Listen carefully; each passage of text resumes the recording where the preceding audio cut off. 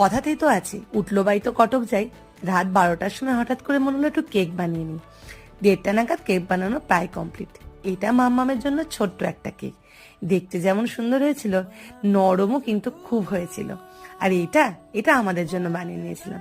Check করে নিলাম, প্রায় কমপ্লিট। এবার আস্তে আস্তে কেকটা নামিয়ে নিই। এটাও কিন্তু দারুণ দেখতে হয়েছিল।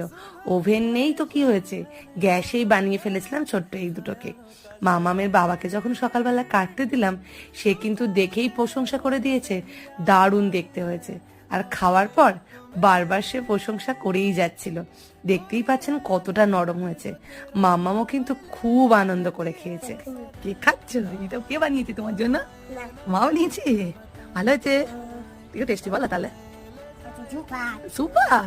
খাও খাও খাও, একটু হাসি করে দাও তাহলে।